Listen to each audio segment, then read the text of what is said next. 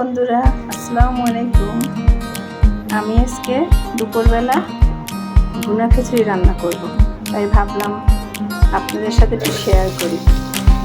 ভুনা খিচুড়ি আর হাঁসের ভুনা অবশ্যই আপনারা খেয়েছেন, অনেক ভালো লাগে। তাই আমি এখন রান্না বসিয়ে দিলাম, আপনাদের কাছে একটু শেয়ার করতে আসলাম। আশা করি সবাই ভালো আছেন। সবাইকে জানাই শুভ দুপুরে শুভেচ্ছা। পেঁয়াজটা একটু লাল হয়ে আসছে, এখন আমি এটা দেবো আলুটা একটু ভেজে নেব। আলুটা ভাজলে খিচুড়িটার স্বাদ অন্যরকম হয়। তারপরে দেবো বন্ধুরা গরম মশলা, তেজপাতা,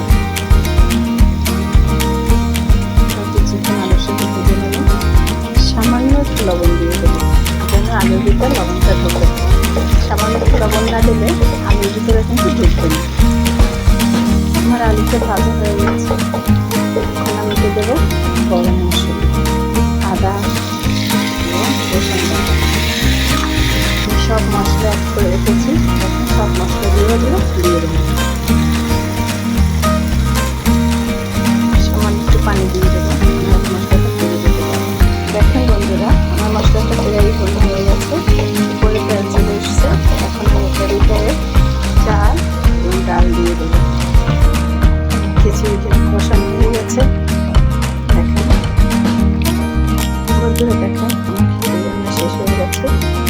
ভাবছি খিচুড়ির সাথে একটু ভর্তা করে।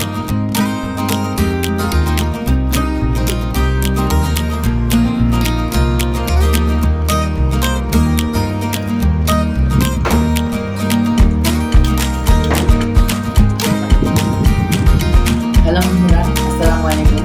সবাই ভালো আছেন? ভালো আছি। তো বেশ কয়েকদিন হচ্ছে কোচিংয়ে ছিলাম, ছিলাম ওখানে পুজোর মধ্যে বাসায় এলাম। তো বাসায় আসার পর মাকে রিকোয়েস্ট করলাম, মা তো খিচুড়ি খেতে ইচ্ছা করতেছে, আজকে খিচুড়ি বানাবো। তো সেই হিসেবে আজকে আমার আম্মু রান্না করতে দেখাই ভুনা খিচুড়ি, হাঁসের মাংস, তারপর 3 রকমের ভর্তা আছে, তারপর সালাদ। তো আমি এখন খাওয়া শুরু করবো। আর আপনারা যদি খেতে চান তাহলে অবশ্যই কমেন্টে জানাবেন, ইনশাল্লাহ আপনাদের জন্য পাঠিয়ে যাবো। তো ভিডিও যদি ভালো লাগে তাহলে অবশ্যই চ্যানেলটি সাবস্ক্রাইব করবেন, পাশে থাকা বেল আইকনটি ক্লিক করবেন। সবাই পাশে থাকবেন। আবার দেখা হবে কোনো একটা নতুন ভিডিও নিয়ে। আল্লাহ হাফেজ। আসসালামু আলাইকুম।